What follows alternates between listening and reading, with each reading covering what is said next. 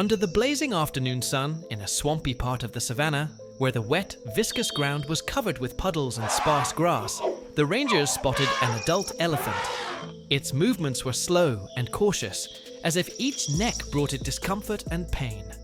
The surface of the animal's skin was strewn with large growths and inflamed areas. From these wounds and cracks, small bulbous larvae, parasites, were continuously crawling out, which caused itching and irritation, making the elephant's suffering even worse. The skin around the affected areas was slightly reddened and flaky, with only minor signs of damage visible in places, with no obvious blood or copious discharge. The elephant was breathing heavily, flapping his ears nervously, clearly trying to relieve the itching and pain. The rangers pulled up in a jeep and quickly assessed the animal's condition. Realizing the seriousness of the situation, one of them immediately grabbed a walkie-talkie to call for veterinary help. Time was of the essence. Without urgent treatment, the disease could progress rapidly and threaten the elephant's life. A few hours later, the veterinary team arrived at the site in the swampy savannah. The sun was still shining brightly, reflecting off the wet ground and small puddles. The veterinarians got out of the jeep with a full set of equipment and slowly approached the elephant. The animal stood still, as if sensing the approach of help, but its breathing remained heavy and its movements uncertain. They carefully examined the surface of the skin. Large inflamed growths, from which small bulbous larvae were crawling, covered almost the entire body of the elephant. The skin was flaky and reddened, but there was almost no trace of blood on it, only light lesions indicating constant irritation. The veterinarians carefully took samples from the affected areas, cleaned the wounds, and applied antiseptic and antiparasitic drugs. They worked quickly but gently, taking care not to cause additional pain. Despite the discomfort, the elephant remained calm while the veterinarians exchanged words of encouragement and planned further treatment. The atmosphere was tense, as every moment mattered to save the animal's life. After the initial inspection and treatment of the contaminated areas, another group of rescuers arrived at the site. They brought long mops, soft brushes, and warm water in large canisters. The elephant stood motionless amidst the swampy terrain, surrounded by a whole team of people. Each rescuer was focused on their task. Some were cleaning the thick skin of accumulations of dirt and maggots, while others were gently scrubbing the inflamed areas, taking care not to cause pain. Water foamed lightly down his side, mixing with the swampy moisture beneath his feet. The larvae, deprived of their familiar environment, fell into the mud and quickly disappeared into the water. Despite the magnitude of the problem, the atmosphere was filled with a sense of coherence and hope. People worked in sync, exchanging short commands and supporting each other, and the elephant seemed to understand that this was help and patiently allowed the process to continue. After a long and painstaking cleaning of the infected areas, the team of veterinarians and rescuers moved on to the next important step: skin protection. Large medical bags were filled with soft, sterile bandages, wide elastic bandages, thick protective plasters, and jars of thick herbal healing ointment.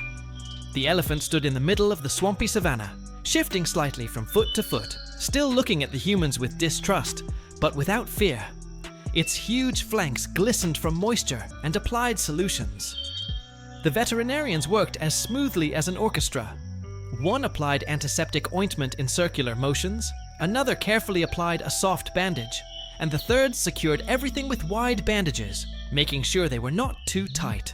Some particularly vulnerable areas were covered with large cloth covers with impregnation to protect against insect bites and dirt. Medical instruments and bandage packs lay nearby, on a spread tarpaulin bedding so they wouldn't touch the muddy ground. The smell of damp earth, freshly cut herbs, and medical solutions mingled in the air.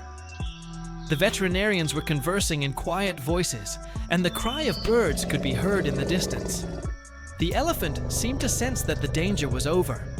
He sighed quietly from time to time, waved his ears in a relaxed manner, and lowered his head slightly, allowing the men to work. After the main wounds were cleaned and dried, the team moved on to fixing the bandages. Each area of skin affected by inflammation and parasites was treated with a special antiseptic solution that left a slight herbal odor. The elephant flinched slightly when the cool liquid touched his heated skin, but stood still, as if realizing the pain was wearing off. The bandages were soft but strong. They were secured with wide white tapes, carefully going around the joints so as not to restrict movement. 2 of the rescuers were carefully lifting the trunk, checking for hidden inflammation, while 2 more slowly walked around the animal, examining every inch of skin.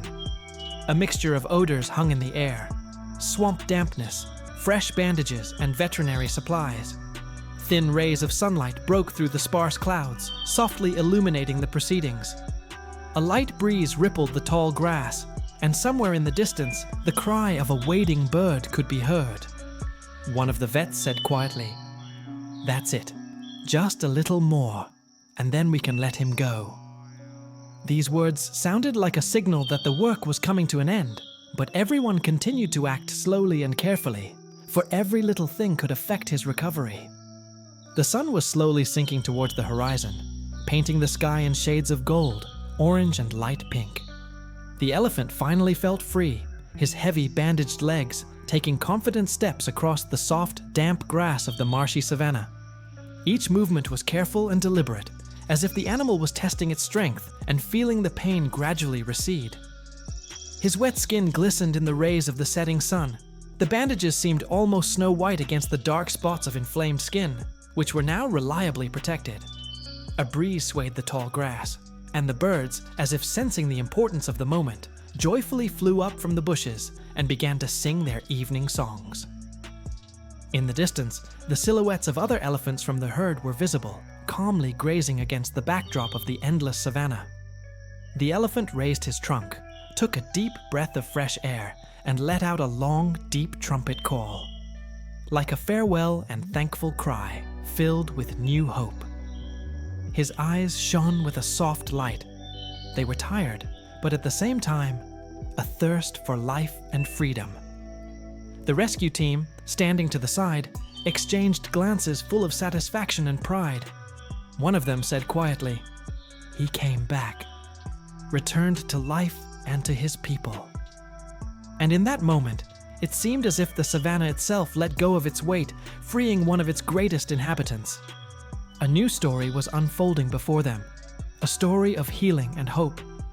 This story will forever remain in their hearts as a reminder of the fragility and strength of life at the same time.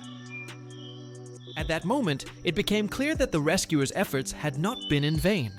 The elephant had been given a second chance at life, freed from pain and suffering, and people had once again proven that kindness and care can work miracles. This rescue became not just a story, but a reminder of how important it is to protect and preserve nature. Subscribe and help us give more animals a second chance. See you next time.